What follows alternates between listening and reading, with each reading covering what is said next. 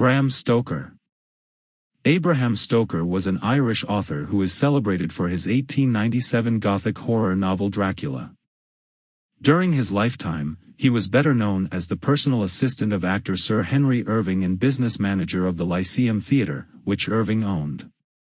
In his early years, Stoker worked as a theatre critic for an Irish newspaper, and wrote stories as well as commentaries. He also enjoyed traveling, particularly to Cruden Bay where he set two of his novels. During another visit to the English coastal town of Whitby, Stoker drew inspiration for writing Dracula. He died on April 20, 1912 due to locomotor ataxia and was cremated in North London. Since his death, his magnum opus Dracula has become one of the most well-known works in English literature, and the novel has been adapted for numerous films, short stories, and plays. The classic vampire story by Bram Stoker revolves around a struggle between good and evil, tradition and modernity, and lust versus chastity. The author didn't invent vampires, but his novel has so captured the public's imagination that he is rightly considered their popularizer. Listen and you will meet not only the Count himself, but heroes Jonathan Harker and Abraham Van Helsing, plus an array of madmen, psychiatrists, and fair maidens who cross paths with the fanged menace. Dracula by Bram Stoker. Chapter 17. Dr. Seward's diary continued.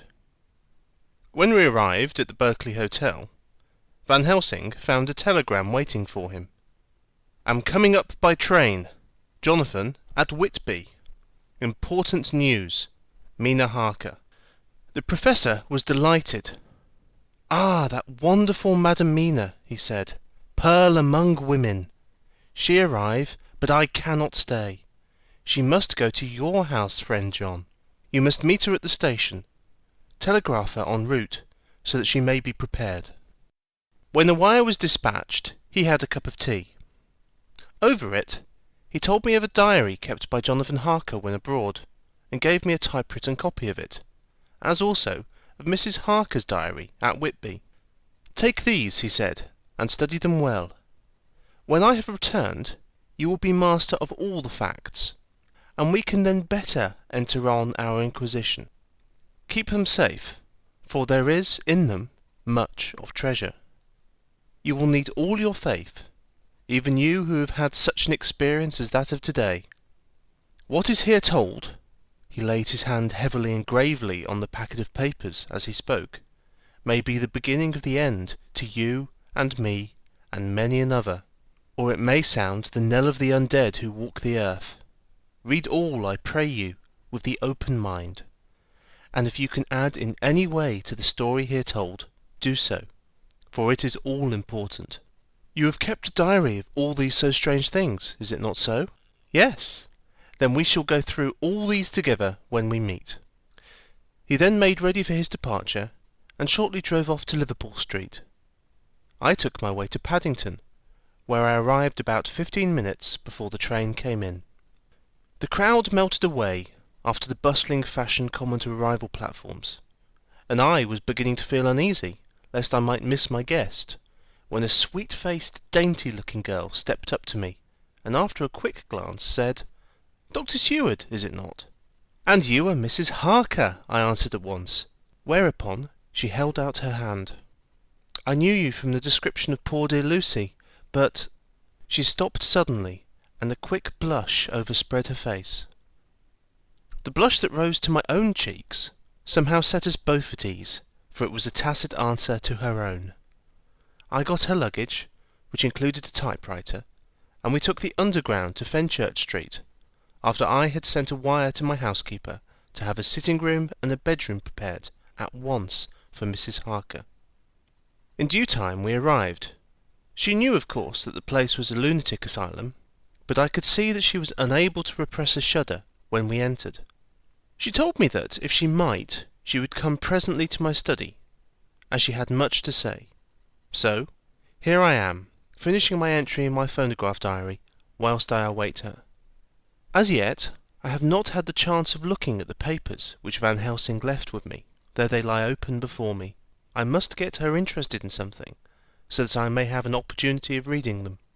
She does not know how precious time is, or what a task we have in hand.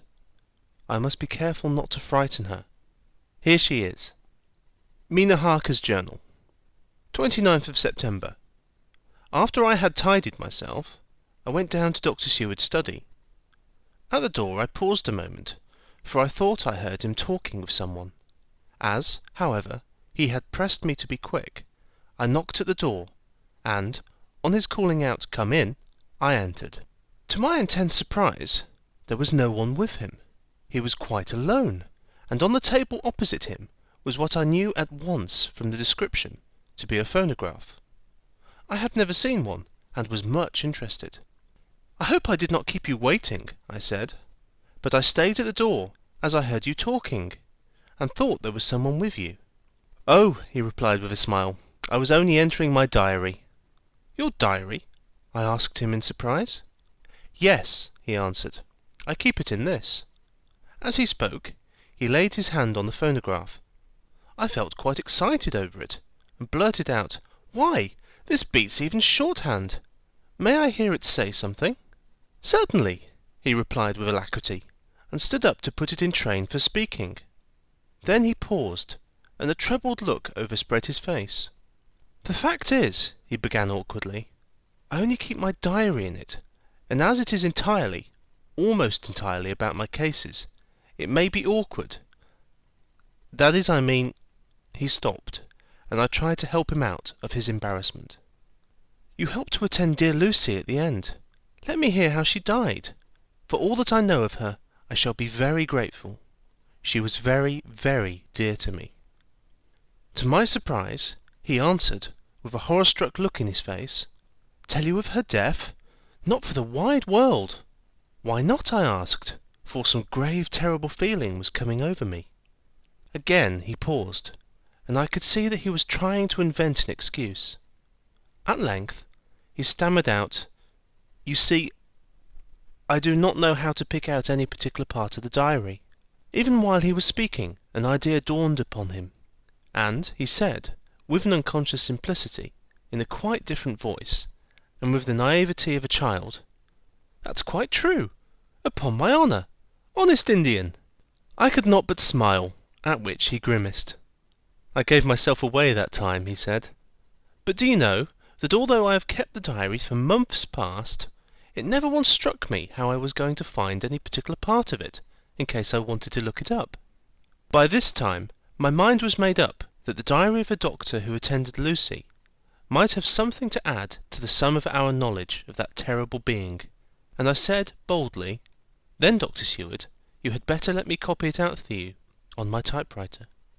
He grew to a positively deathly pallor, as he said, "No, no, no, for all the world, I wouldn't let you know that terrible story." Then it was terrible. My intuition was right. For a moment I thought, and as my eyes ranged the room, unconsciously looking for something or some opportunity to aid me, they lit on the great batch of typewriting on the table. His eyes caught the look in mine, and without his thinking, followed their direction. As he saw the parcel, he realized my meaning. "You do not know me," I said. "When you have read these papers, my own diary and my husband's also, which I have typed, you will know me better. I have not faltered in giving every thought of my own heart in this cause. But, of course, you do not know me yet, and I must not expect you to trust me so far. He is certainly a man of noble nature. Poor dear Lucy was right about him." He stood up and opened a large drawer, in which were arranged, in order, a number of hollow cylinders of metal, covered with dark wax, and said, "You are quite right. I did not trust you, because I did not know you. But I know you now, and let me say that I should have known you long ago. I know that Lucy told you of me. She told me of you, too. May I make the only atonement in my power? Take the cylinders, and hear them. The first half-dozen of them are personal to me, and they will not horrify you. Then you will know me better. Dinner will by then be ready. In the meantime, I shall read over some of these documents, and shall be better able to understand certain things. He carried the phonograph himself up to my sitting room and adjusted it for me. Now I shall learn something pleasant, I am sure, for it will tell me the other side of a true love episode of which I know one side already. Dr. Seward's Diary, 29th of September. I was so absorbed in that wonderful diary of Jonathan Harker and that other of his wife, that I let the time run on without thinking. Mrs. Harker was not down when the maid came to announce dinner, so I said, "She is possibly tired. Let dinner wait an hour," and I went on with my work. I had just finished Mrs. Harker's diary when she came in. She looked sweetly pretty, but very sad, and her eyes were flushed with crying. This somehow moved me much.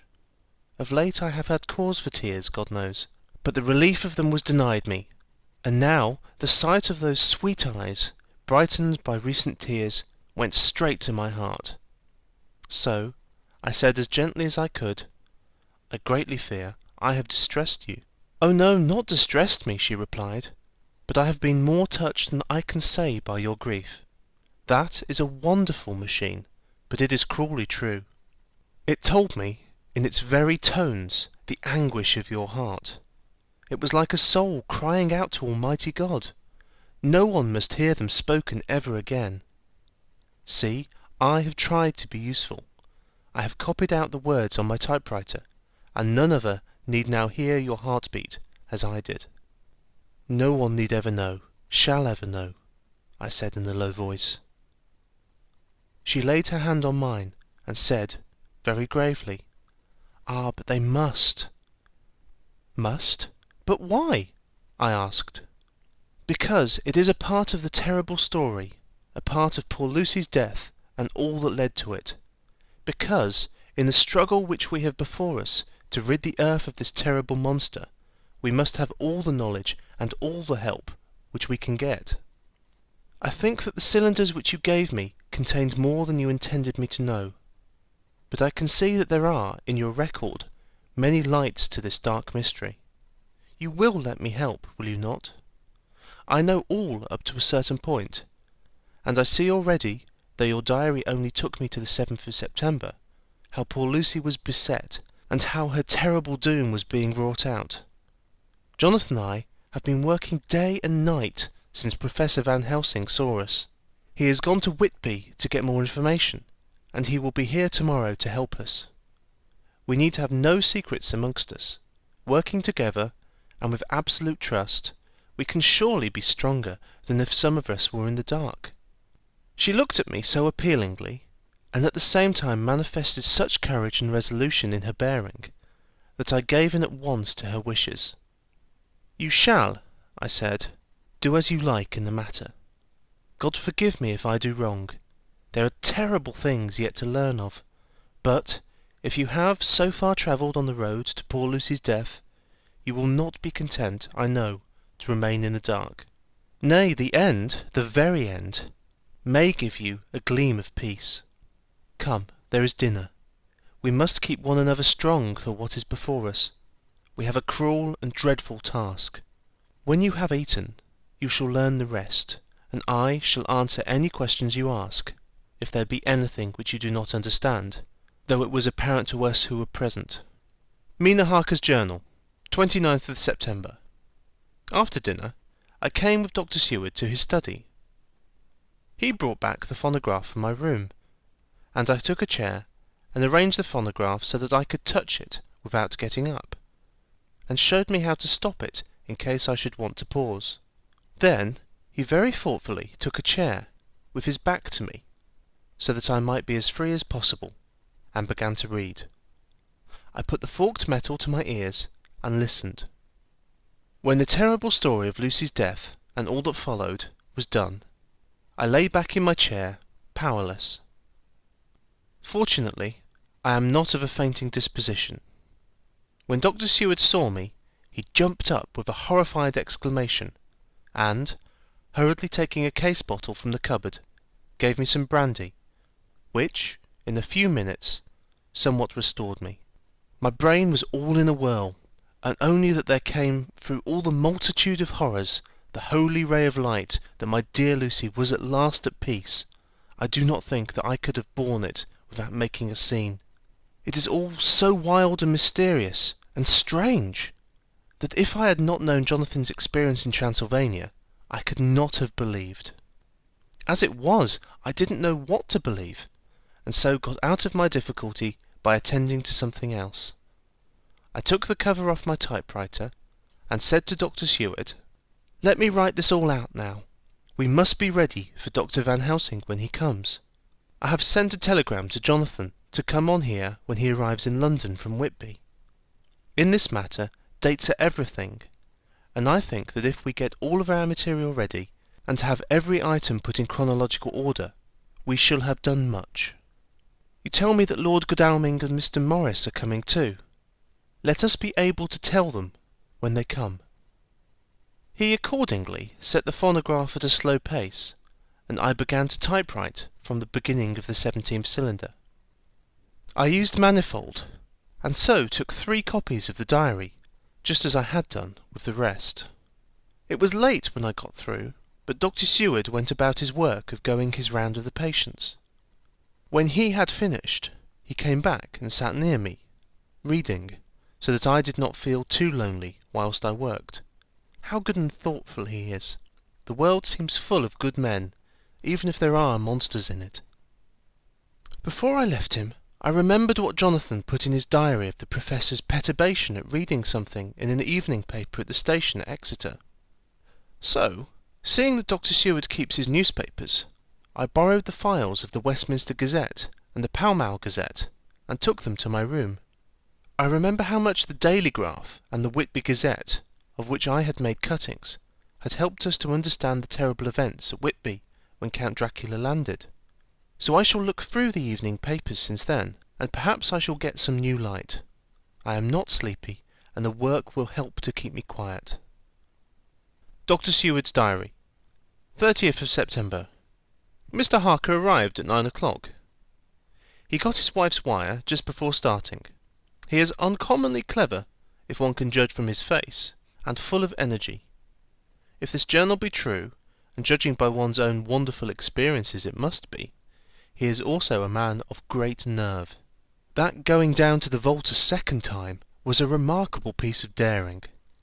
After reading his account of it, I was prepared to meet a good specimen of manhood, but hardly the quiet, business-like gentleman who came here today. Later. After lunch, Harker and his wife went back to their own room, and as I passed a while ago, I heard the click of the typewriter. They are hard at it. Mrs. Harker says that they are knitting together in chronological order every scrap of evidence they have. Harker has got the letters between the consignee of the boxes at Whitby and the carriers in London who took charge of them. He is now reading his wife's transcript of my diary. I wonder what they will make out of it. Here it is. Strange that it never struck me that the very next house might be the Count's hiding place. Goodness knows that we had enough clues from the conduct of the patient Renfield. The bundle of letters relating to the purchase of the house were with the transcript. Oh, if we had only had them earlier, we might have saved poor Lucy. Stop, that way madness lies. Harker has gone back, and is again collecting material. He says that by dinner time they will be able to show a whole connected narrative. He thinks that in the meantime I should see Renfield, as, hitherto, he has been a sort of index to the coming and going of the Count. I hardly see this yet, but when I get at the dates, I suppose I shall. What a good thing that Mrs. Harker put my cylinders into type. We never could have found the dates otherwise. I found Renfield sitting placidly in his room, with his hands folded, smiling benignly. At the moment he seemed as sane as any one I ever saw. I sat down and talked with him on a lot of subjects, all of which he treated naturally. He then, of his own accord, spoke of going home, a subject he has never mentioned to my knowledge during his sojourn here. In fact, he spoke quite confidently of getting his discharge at once. I believe that had I not had the chat with Harker and read the letters and the dates of his outbursts, I should have been prepared to sign for him after a brief time of observation. As it is, I am darkly suspicious. All those outbreaks were in some way linked with the proximity of the Count. What then does this absolute content mean? Can it be that his instinct is satisfied as to the vampire's ultimate triumph? Stay. He is himself Zoophagous, and in his wild ravings outside the chapel door of the deserted house, he always spoke of Master. This all seems confirmation of our idea. However, after a while I came away. My friend is just a little too sane at present to make it safe to probe him too deep with questions.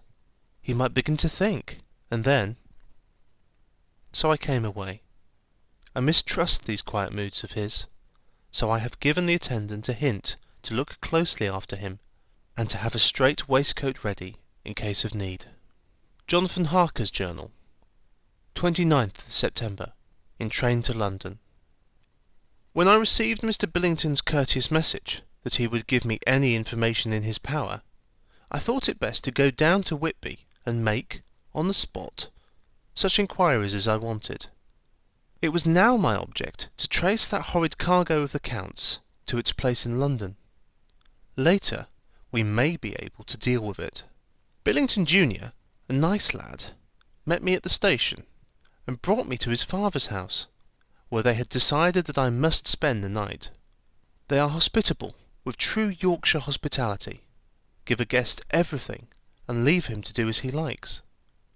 They all knew that I was busy, and that my stay was short, and Mr. Billington had ready, in his office, all the papers concerning the consignment of boxes. It gave me almost a turn to see again one of the letters which I had seen at the Count's table, before I knew of his diabolical plans. Everything had been carefully thought out, and done systematically and with precision. He seems to have been prepared for every obstacle which might be placed by accident in the way of his intentions being carried out. To use an Americanism, he had taken no chances, and the absolute accuracy with which his instructions were fulfilled was simply the logical result of his care. I saw the invoice and took note of it.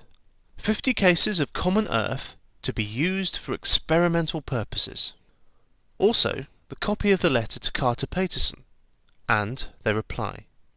Of both these I got copies. This was all the information Mr. Billington could give me, so I went down to the port and saw the coastguards, the customs officers, and the harbour master, who, kindly, put me in communication with the men who had actually received the boxes. Their tally was exact with the list, and they had nothing to add to the simple description, 50 cases of common earth, except that the boxes were main and mortal heavy, and that shifting them was dry work. One of them added that it was hard lines that there wasn't any gentleman such like as like yourself, squire, to show some sort of appreciation of their efforts in a liquid form. Another put in a rider that the first then generated was such that even the time which had elapsed had not completely allayed it. Needless to add, I took care before leaving to lift, forever and adequately, this source of reproach. 30th of September.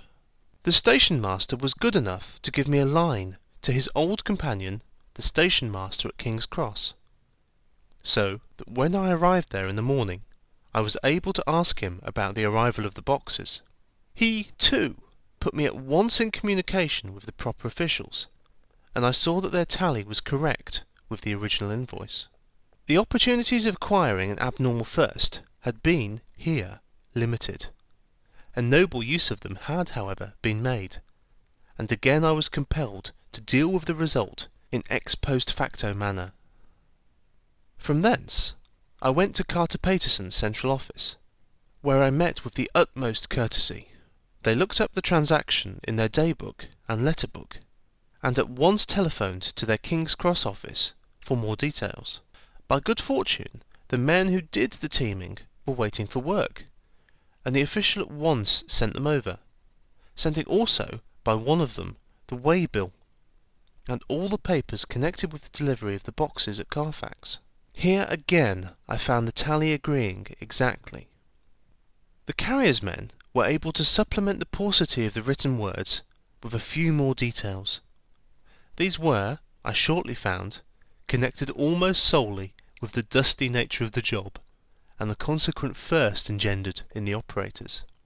On my affording an opportunity, through the medium of the currency of the realm, of the allaying at a later period this beneficial evil, one of the men remarked, "That 'ere house, governor, is the rummiest I ever was in.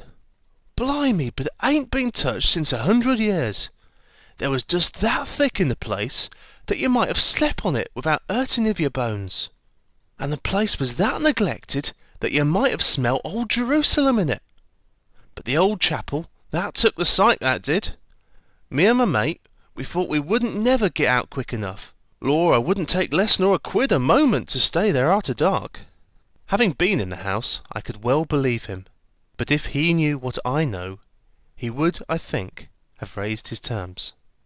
Of one thing I am now satisfied, that all those boxes which arrived at Whitby from Varna in the Demeter were safely deposited in the old chapel at Carfax. There should be 50 of them there, unless any have since been removed, as from Dr. Seward's diary I fear. Later, Mina and I have worked all day, and we have put all the papers into order. Mina Harker's Journal, 30th of September.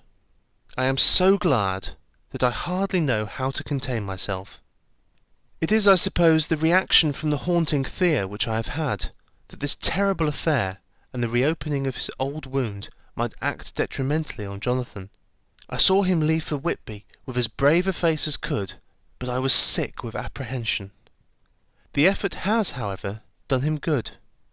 He was never so resolute, never so strong, never so full of volcanic energy as at present.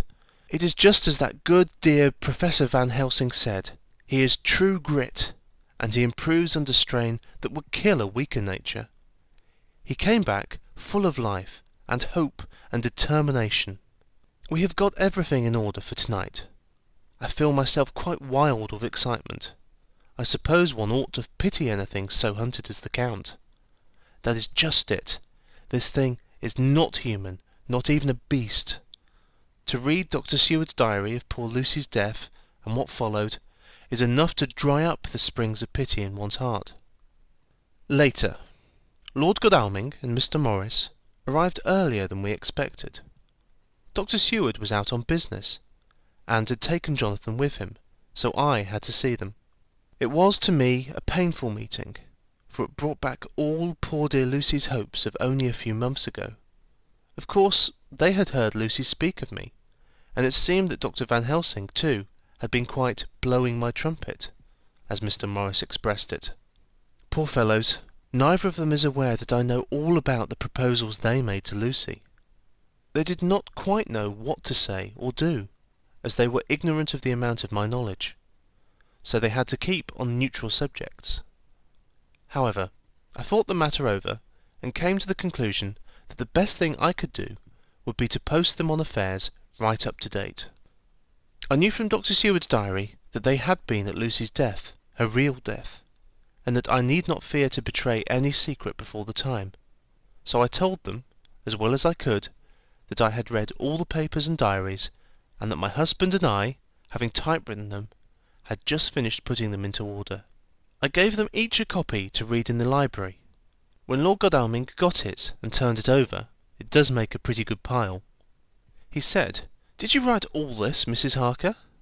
I nodded, and he went on, "I don't quite see the drift of it, but you people are all so good and kind, and have been working so earnestly and so energetically, that all I can do is to accept your ideas blindfold and try to help you. I have had one lesson already in accepting facts that should make a man humble to the last hour of his life. Besides, I know you loved my Lucy." Here he turned away and covered his face with his hands. I could hear the tears in his voice. Mr. Morris, with instinctive delicacy, just laid a hand for a moment on his shoulder, and then walked quietly out of the room. I suppose there is something in a woman's nature that makes a man free to break down before her and express his feelings on the tender or emotional side, without feeling it derogatory to his manhood. For, when Lord Godalming found himself alone with me, he sat down on the sofa and gave way utterly and openly. I sat down beside him and took his hand. I hope he didn't think it forward of me, and that if he ever thinks of it afterwards, he will never have such a thought. There I wrong him. I know he never will. He is too true a gentleman. I said to him, for I could see that his heart was breaking, I loved dear Lucy, and I know what she was to you, and what you were to her. She and I were like sisters, and now she is gone. Will you not let me be like a sister to you in your trouble? I know what sorrows you have had, though I cannot measure the depth of them. If sympathy and pity can help in your affliction, won't you let me be of some little service for Lucy's sake? In an instant the poor dear fellow was overwhelmed with grief. It seemed to me that all that he had of late been suffering in silence found a vent at once. He grew quite hysterical, and, raising his open hands, beat his palms together in a perfect agony of grief. He stood up, and then sat down again, and the tears rained down his cheeks. I felt an infinite pity for him, and opened my arms unthinkingly. With a sob, he laid his head on my shoulder, and cried like a wearied child, whilst he shook with emotion. We women have something of the mother in us that makes us rise above smaller matters when the mother spirit is invoked. I felt this big sorrowing man's head resting on me, as though it were that of a baby that some day may lie on my bosom, and I stroked his hair as though he were my own child. I never thought at the time how strange it all was. After a little bit, his sobs ceased, and he raised himself with an apology, though he made no disguise of his emotion. He told me that for days and nights past, weary days and sleepless nights, he had been unable to speak with any one as a man must speak in his time of sorrow. There was no woman whose sympathy could be given to him, or with whom, owing to the terrible circumstances with which his sorrow was surrounded, he could speak freely. I know now how I suffered, he said, as he dried his eyes, but I do not know even yet, and none other can ever know, how much your sweet sympathy has been to me today. I shall know better in time, and believe me that though I am not ungrateful now, my gratitude will grow with my understanding. You will let me be like a brother, will you not, for all our lives, for dear Lucy's sake? For dear Lucy's sake, I said, as we clasped hands. Ay, and for your own sake, he added, for, if a man's esteem and gratitude are ever worth the winning, you have won mine today. If ever the future should bring to you a time when you need a man's help, believe me, you will not call in vain. God grant that no such time may ever come to you to break the sunshine of your life, but if it should ever come, promise me that you will let me know.